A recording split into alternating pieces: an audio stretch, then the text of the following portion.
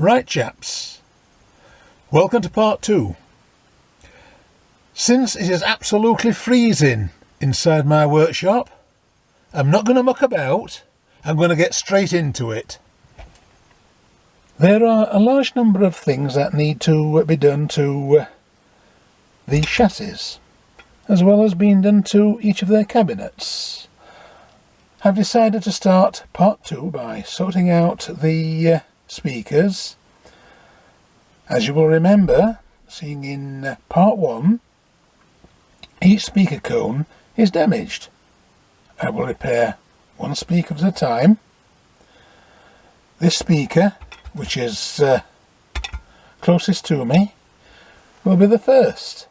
I have to start somewhere.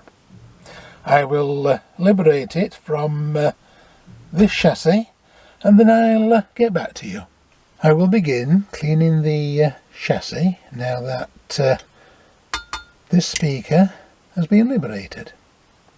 I'd say it's fair to assume, seeing this wax that has leaked around this area of this chassis, the speaker field coil has become very warm at some time in the past. Quite possible the reservoir and smoothing capacitors were electrically leaky. So it is just as well I replace both of them with new. I'm not a huge fan of reforming old electrolytic capacitors. I've done some reforming in past years, and taking all into consideration, it has been a mixed bag of results. If the price of electrolytic capacitors were 2 or 3 times more than what they cost these days, I might, but only in selected instances, consider reforming them. Since quality branded capacitors rated at 10,000 hours of useful life cost between £2 and £4 each, it's not, in my humble opinion, worth the time or effort reforming old electrolytic capacitors. I digress. I will apply some paraffin to a rag and make a start at removing some of this wax from the surface of this chassis.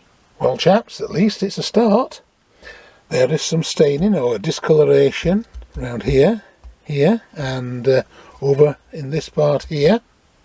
So I'll nip over to our local store and buy me a 6-ounce tin of elbow grease, and we'll see how I get on from there.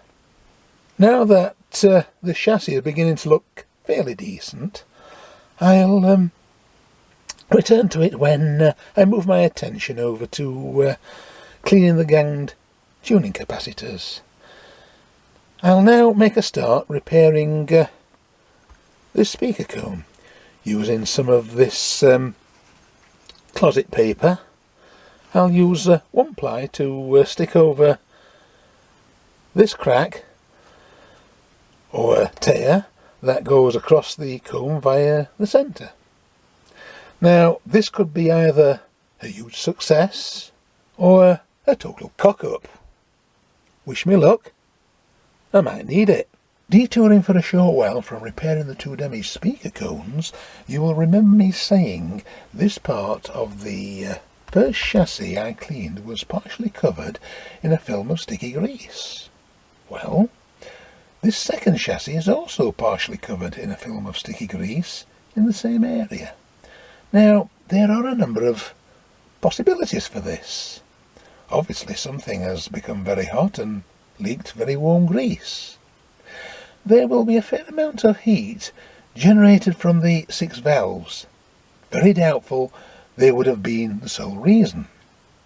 Quite likely, as the reservoir and smoothing electrolytic capacitors have aged, a resistance between the HT rail and deck has occurred over time, within those two electrolytic capacitors, along with other capacitors in other circuits in this radio, which have also leaked DC volts, have subjected the speaker field coil to become very warm and leak grease from between its windings, which is therefore seating, additional insulation and also moisture ingress prevention, has become hot and leaked out onto the surface of the chassis.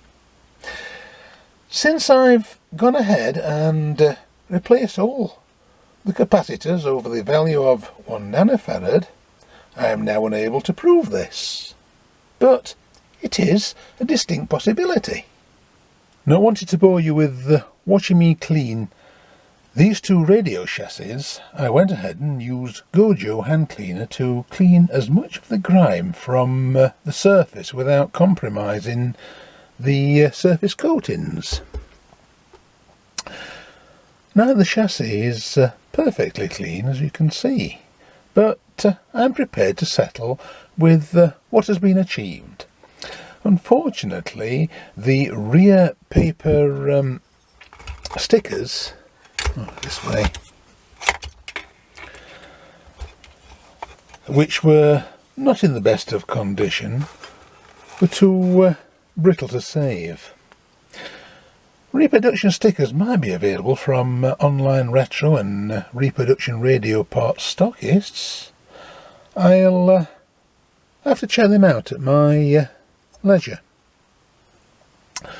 Once all the valves have been returned to their respective holders on these chassis and speakers have been refitted, they will be ready to be returned to their respective cabinet.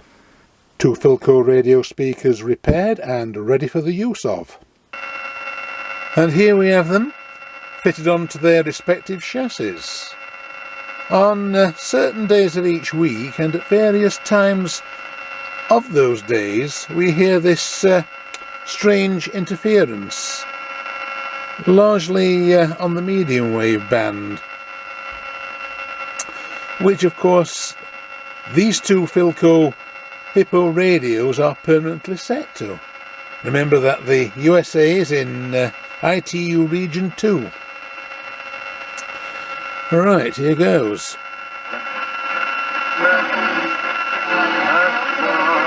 Burnley, you're a Burnley fan. You were talking to the Liverpool team after the match, saying it wasn't a penalty.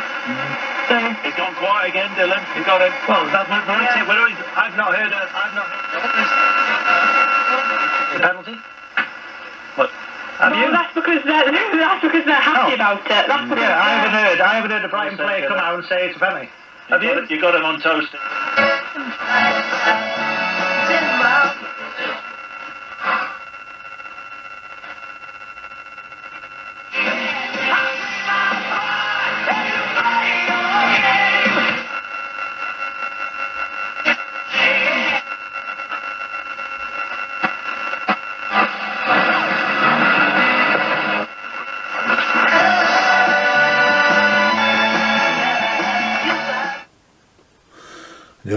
We don't want to get a copyright hit.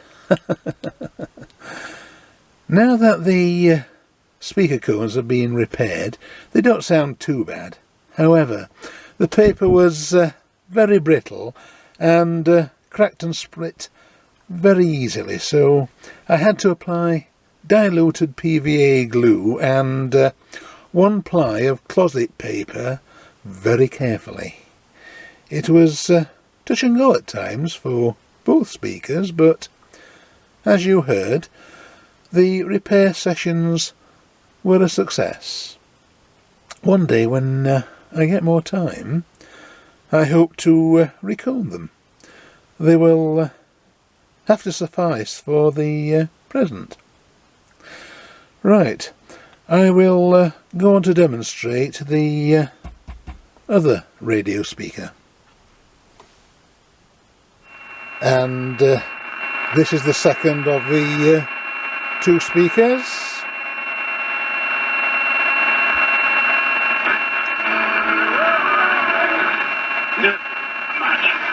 Anyone team. Yeah, the Forest support, it hurt. Right the way, which one of my told you, he's got that work ethic. Unless they get forward planning and organisation, you soon drop into that relegation mode.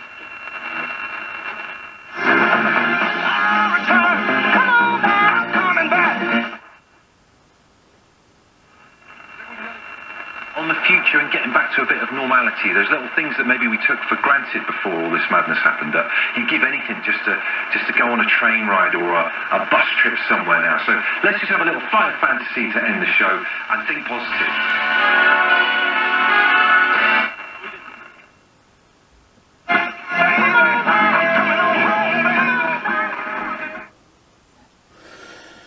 His performance is pretty much on a par with the first speaker on the other radio chassis. As with the other radio speaker, this one will also suffice for the present. It doesn't sound too bad. Right, it is now over to the cabinets. As can be seen, someone has engraved this code, OHG99 054413. It means nothing to me, but I guess it might have been put there to identify this radio with a specific building, complex or institution, such as a care home, school, hospital, prison, or something like that. Now, my wife and a couple of her friends have suggested I retain this code since it is part of this radio's history. Part of me is in some agreeance, and a larger part of me totally disagrees. As I've said, it doesn't mean anything to me, and quite lightly I'm dramatising something that might never have existed when I say, or imagine, this radio belonged to someone or something important. Perhaps it did. If it only belonged to little Jimmy down the road, then why go to the trouble of engraving what looks to be a rather elaborate code? It would have been more practical in that instance for little Jimmy to engrave Jimmy's radio. So there might be something interesting that is associated with this code. On the other hand, it might be nothing more than someone's personal identification who lived in a crime-ridden environment. I guess it will be near on impossible to determine what or exactly who this code was identified or connected. So I will compromise by smoothing it over and spraying it with paint.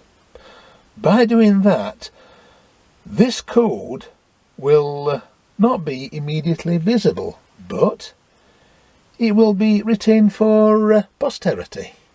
Please excuse the noise in the background. It is my heater blower. I'm feeling too lazy to make a living fire in the grate downstairs. Right. You will remember I gave this crack along the bottom side edge of this cabinet a quick mention in part 1 of this restoration series. Very likely this cabinet has impacted a blow or hit on this rear corner, hence a small triangular piece of Bakelite missing.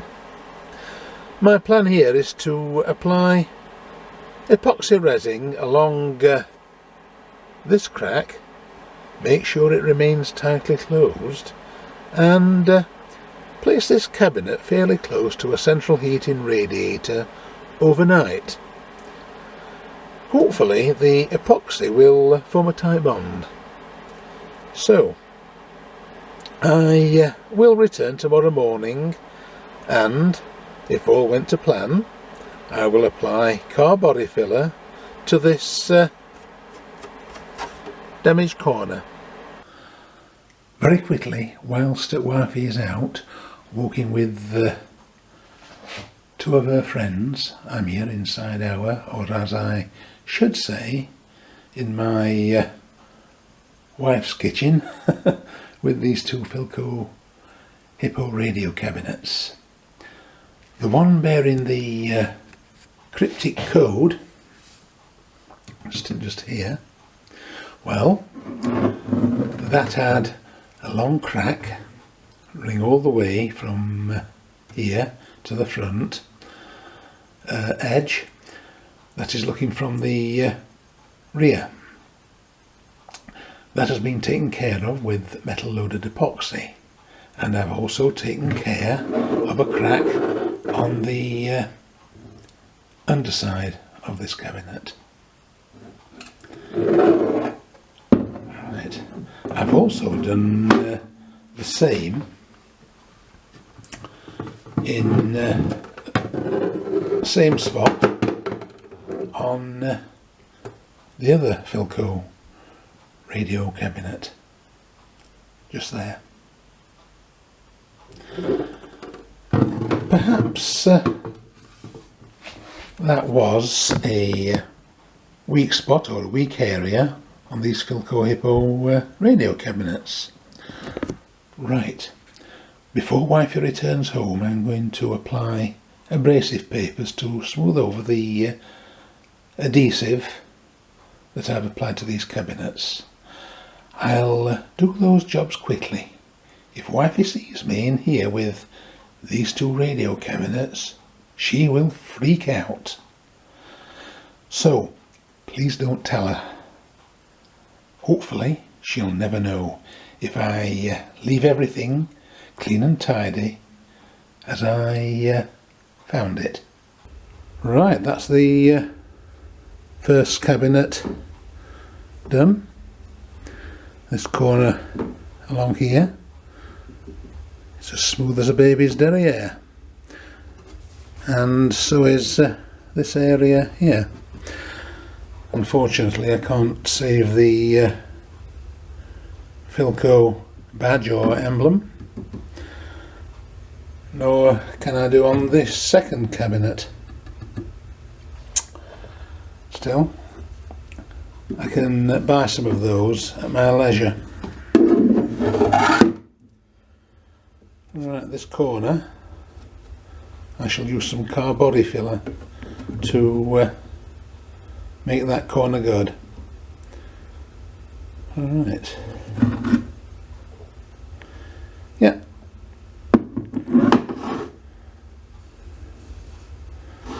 Yeah, it's looking okay.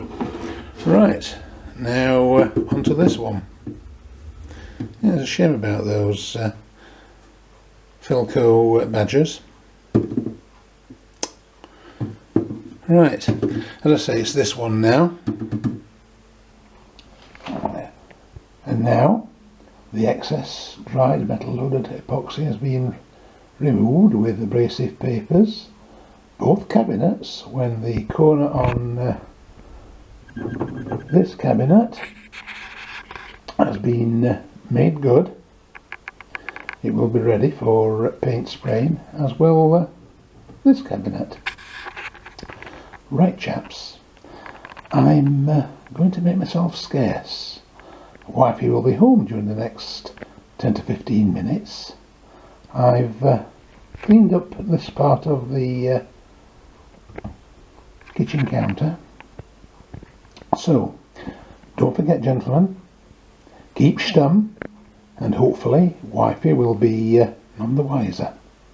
It's over to this wee corner, so it is.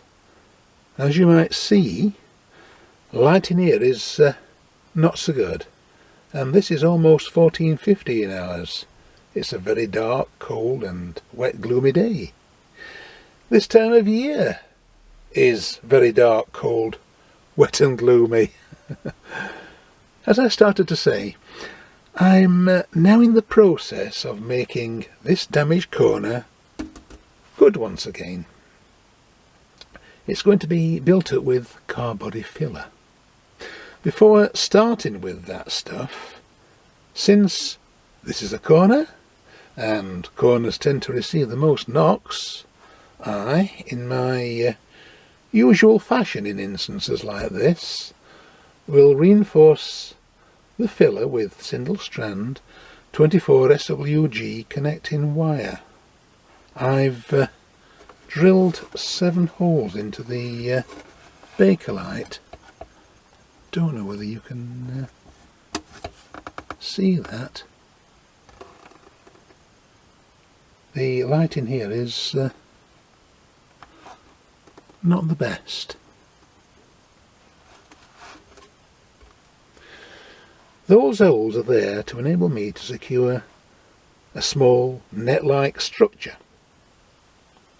Tell you what, I'll construct the wee net-like structure, then I'll get back to you. Okay chaps, here is the wee net-like structure, or reinforcing for the car body filler that I will be applying shortly to this corner. For those of you who have come to know me fairly well, you know that I'm one of those kind of chaps who likes to get plenty of tattle on the job.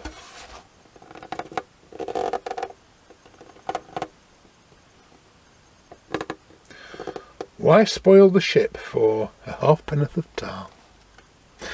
I mixed up more than I needed of this Isopon P38 multi-purpose body filler. I'm not sponsored by the manufacturers of this stuff, nor am I sponsored by anyone else. All I'm saying here, this is what I use for this type of job. Next, I'll apply various grades of abrasive papers for the purpose of shaping and smoothing. Though I might be coming across as someone who knows what they are doing, I feel I must stress I am definitely no cabinet or case restorer. I just muddle along in that respect. I've never received any formal training for restoring damaged vintage radio cabinets. Yes, it is beginning to shape up a little bit.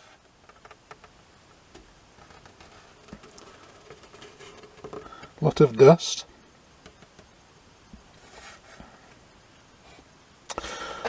Right, I'll do a little bit more. This is as far as I'm prepared to go.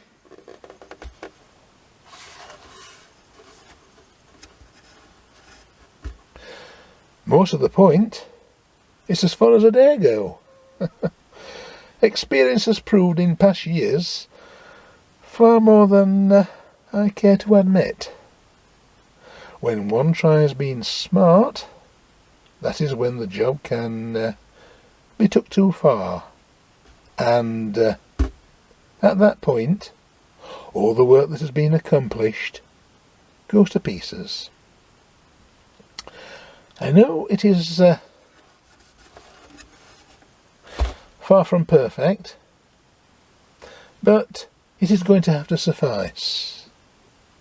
As I say, I'm not a trained cabinet restoration hand. As far as cabinet and case restoration goes, it's a clear case of monkey see, monkey do. So you out there restoring a radio cabinet, those watching will expect you to do far better than I do. My next task in all of this will be to mask this radio identification and valve position information stuck on the underside of both cabinets.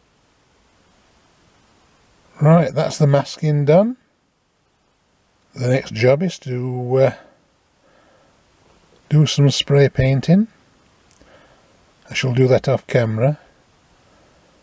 You don't want to watch me spray painting. It'd be as boring as watching paint dry. Undercoat now applied, just waiting for it to dry. Now I've got the two cabinets spray painted, as I've said, they are not the finished article. I will, at my leisure, order 2 Philco transfers from the United States, apply one to each cabinet and spray over with clear lacquer. It's small touches like those that make all the difference to restoration work. Since one of the 2 radios did not come with its back cover, I started the process of fabricating one. See here, I've used this existing back cover as a stencil to mark out the outline for that purpose. Using a pair of tin snips, I'll now go on to cut all the way around the outer shape. And here we have it, roughly chopped out. I guess we can make a back cover out of this, what you see here. Yeah, I think that's fairly close. Now I'll make some metal clips. And now I've made a start at fabricating 4 wee fixing clips like the ones just here. And here they are, 4 wee back cover fixing clips, each one ready for receiving heat treatment, quench hardened in oil and tempered inside an oven. Slowly but surely, I'm getting there. These 2 tuning cursors and their respective mechanisms have been washed. They were very dirty. Whilst I was washing both of those cursors, the white paint came off the tips, just here.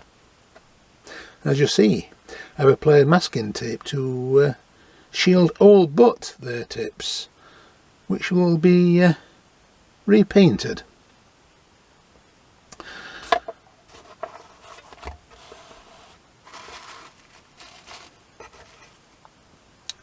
Here are the 4 rear cover fixing springs, hardened and tempered, and I've given each one a coat of clear lacquer, purely as a rust preventative.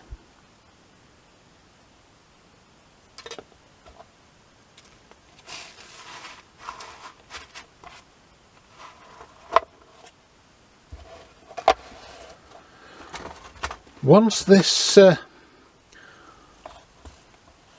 rear cover has received its second and final coat of paint, as soon as it's dry enough, I will fit those 4 spring clips onto it.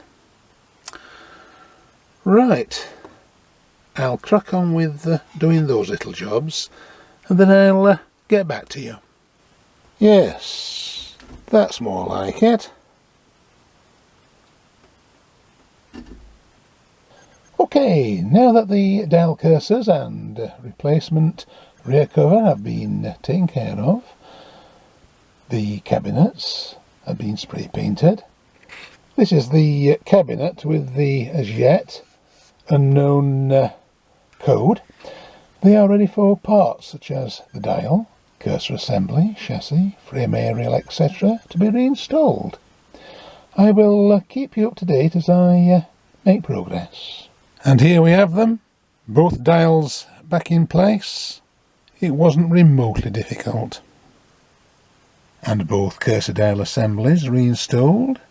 As you might have noticed, one of their fixing circlips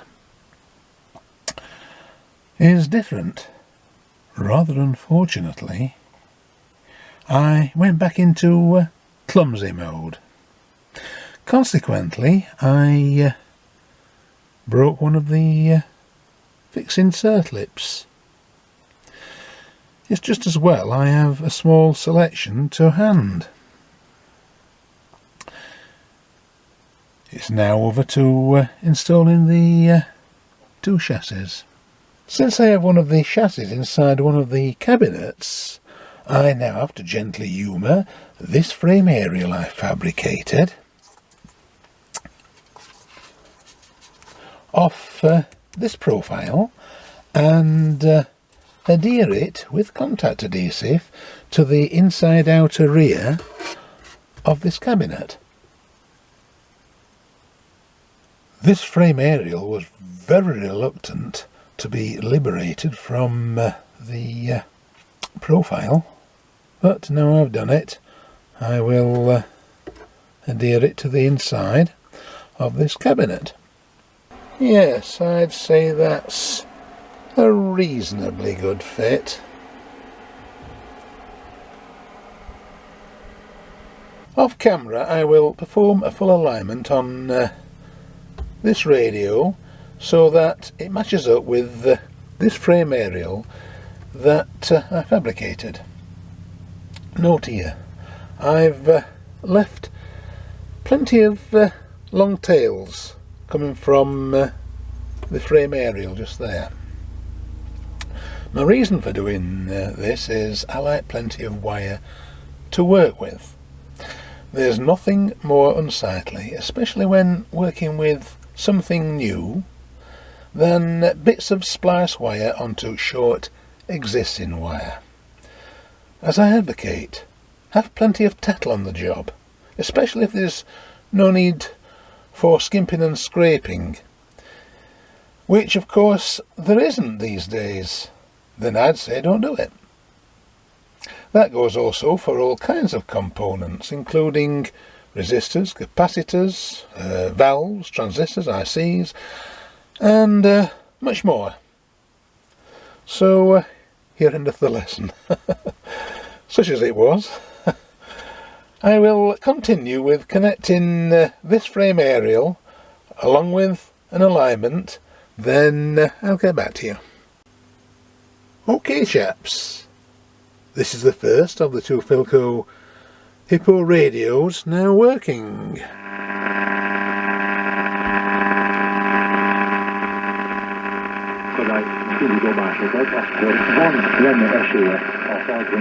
It is quite sensitive. We don't usually get any stations at the bottom end of the medium wave band, but this is picking them up. Right. Sounds like a Spanish station.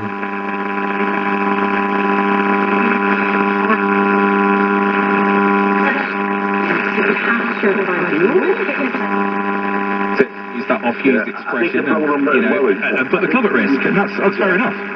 I think the problem is this rather than go.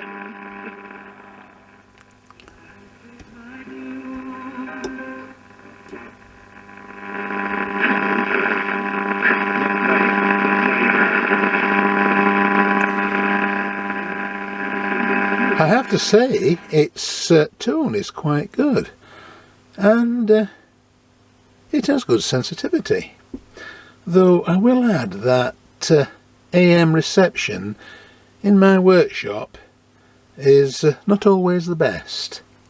It tends to be quite good at some times and not so good at other times.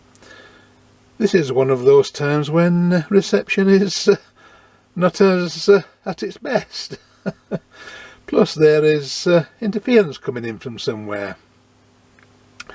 Alignment literature accompanied with accompanied with this circuit diagram starts off by saying alignment may be accomplished with the chassis in the cabinet if a small alignment screwdriver is used. I tried using a very small screwdriver, the type that is specific for tightening small screws associated with glasses. I personally could not perform part of the alignment with this chassis inside the cabinet. Try as I did, it was unsuccessful. I could not get the screwdriver in that part just there to align that IF. It wasn't exactly the easiest trying to align this particular IF just here. As I say, it wasn't successful. So it might be possible to align the 46420 chassis whilst it's inside its cabinet, but I am forming the idea. It is probably accomplished by using a special screwdriver that is unique to Philco. Or quite simply, I was missing something. The long and short is, I ended up removing the chassis from its cabinet.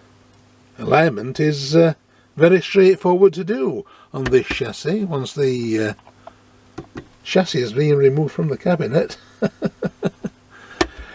Right, I'll fit the back cover that I fabricated and then I'll get back to you.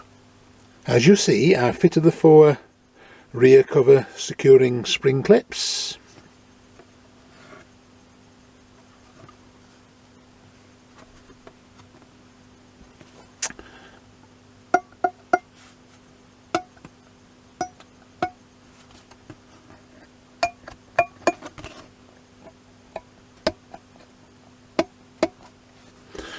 Yes, they are a little bit flat, aren't they? I guess they need tuning up. Right, let's see how well they do their job at holding the cover in place on this radio. Right.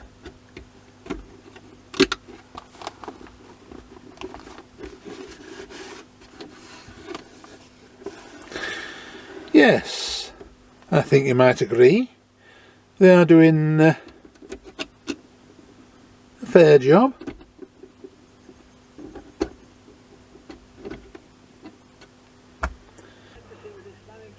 Right, I've just turned it around and it sounds not too bad. Your mate, Matty James from Leicester, I've put him in.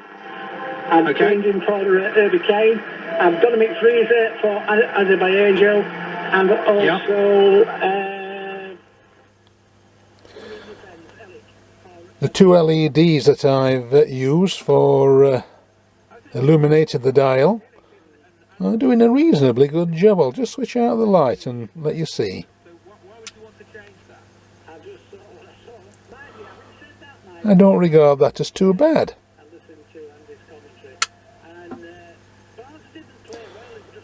Right.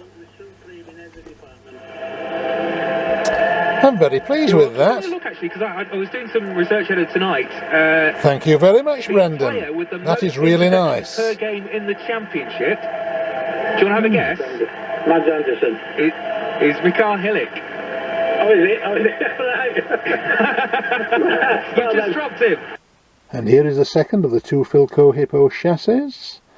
I'll do the exact same fitting procedure as I did for Hippo number 1 chassis. I'll fit it into its cabinet, adhere its frame aerial, remove the chassis for alignment. Once done, I'll return the chassis and then it will be ready for testing. Right, I will crack on with doing all of that back shortly. The original back cover, being made of a type of laminated cardboard, is starting to come apart, so I'm going to have to stick that with some PVA glue. Yes, there are other areas where it's coming apart. Right, I'll just get on with that before finishing off this radio. Although this Philco Hippo number 2 is working fine, I definitely spoke too soon when I said the alignment procedure is a fairly straightforward task. This radio most certainly was not straightforward to align. Having peaked the IF at 550 kHz, starting at the IF transformer furthest away from the frequency changer, and then progressing to IFT1 off the anode of the 78 frequency changer valve, all appeared to be going fine. As you will very likely have seen in my previous restoration videos, I go back and forth 3 times refining the peaking process. I haven't shown you on this restoration series because, well, you've seen it all before. You know that I'm quite capable of realigning a radio.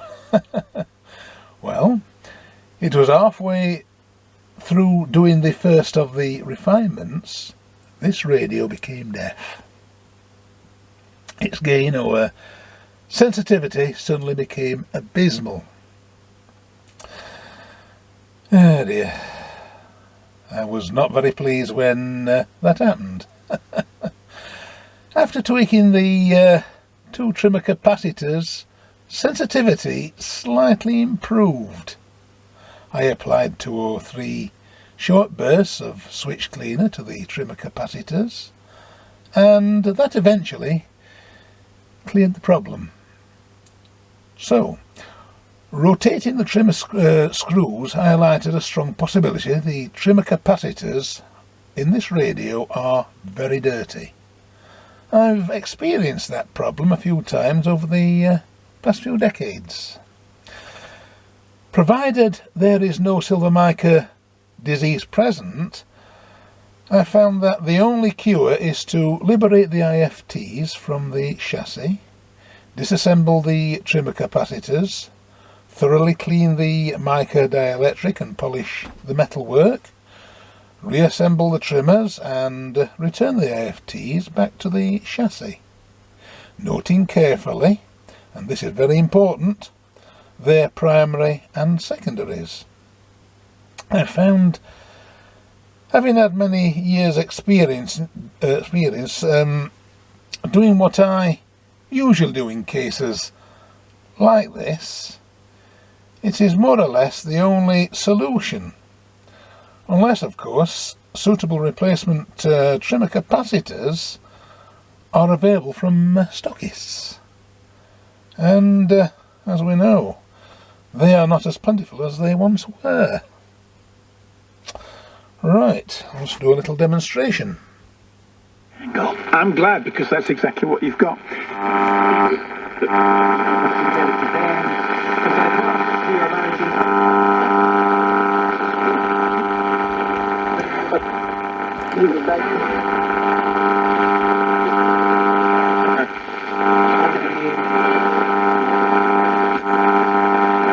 Untangle them, 7-letter word that is something. Humble Brussels sprout. It's hard to find someone who's a big...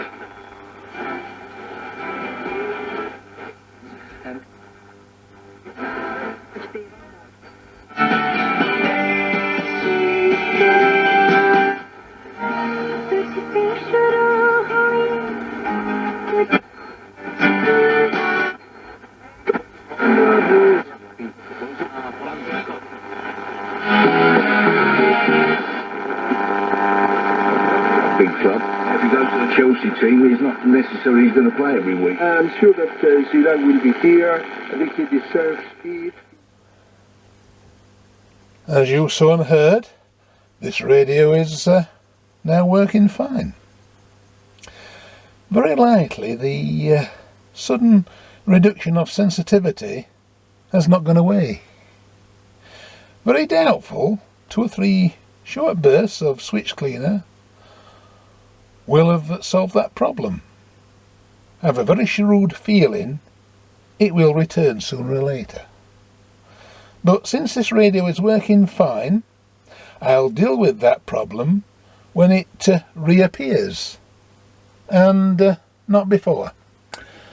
Before I fit this radio's back cover, which has a wee problem that I'm going to fix shortly, I will show you the dial illumination. In my humble opinion, in the case of Philco Hippo dials, I prefer the incandescent light when compared to my LED creation.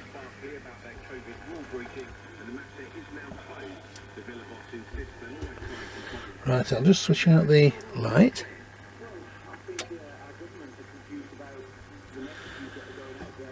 I think you will agree the light distribution over the whole area of this dial is far better.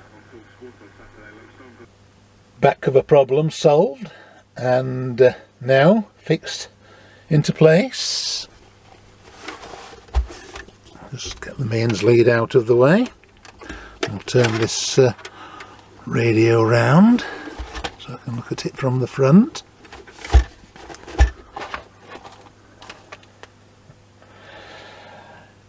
Philco Hippo number 2 is up and running once again, and though you will have to excuse my dirty paw marks, it is also looking decent once again, and it sounds quite nice. 18. There's over 6 live games on Sky Sports this Christmas. See them all with our 2-for-1 football offer. Christmas has come early. This weekend it's Man United. I've got sort of two opinions on this. One, in reality... Give me a minute or so, and I will put the other Philco side by side with this radio here, and we can see what they both look like together. Two very decent looking wee Philco model 48420 radio receivers, so they are. And their performance, as well as their audio reproduction, as far as AM goes, is also quite decent. Brendan, you definitely did me proud, my friend. Originally, when Brendan, my pal from over the pond down in Detroit, Michigan, gave me these 2 radio receivers, he suggested it might be possible to make one good radio out of the 2, since there are a few parts missing from one of them.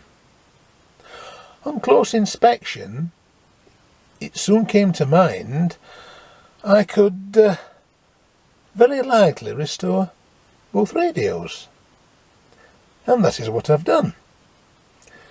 Now, I must stress at this point, I'm definitely not in any way a craftsman.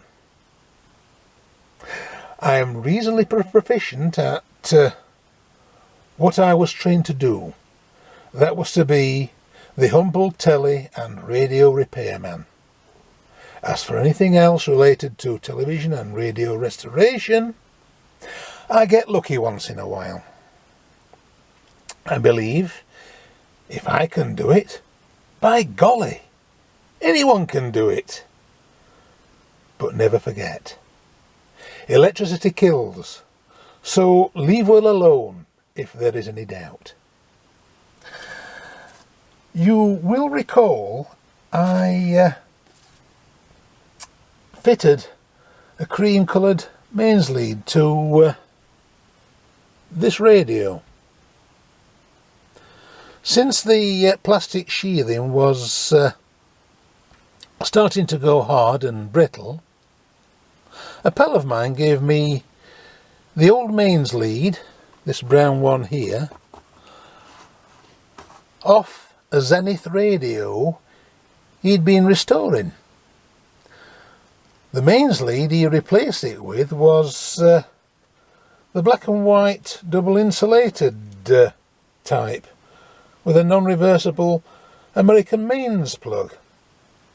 The brown mains lead you see here is fine for this radio.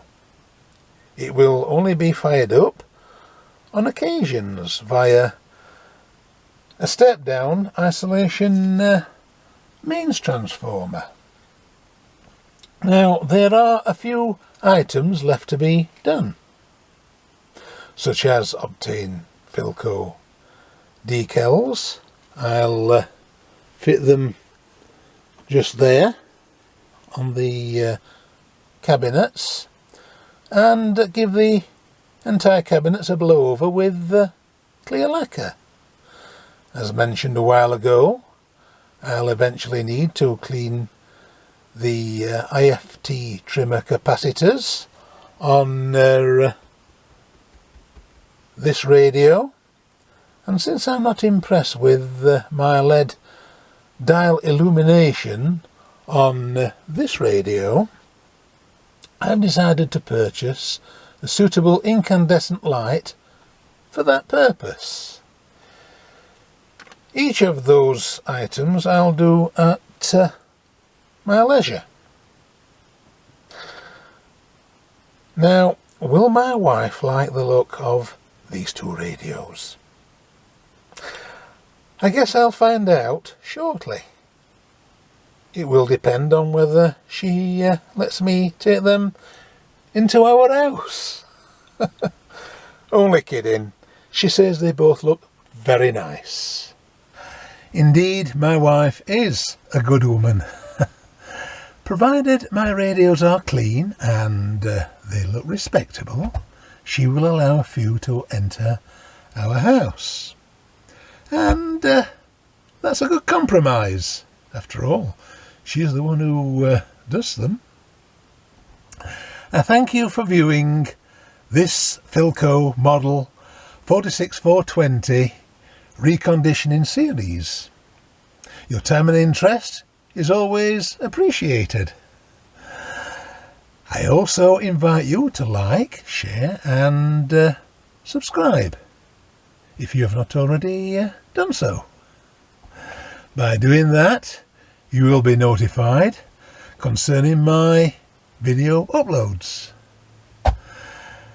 In the meantime, stay well and remain safe. God bless from Phil.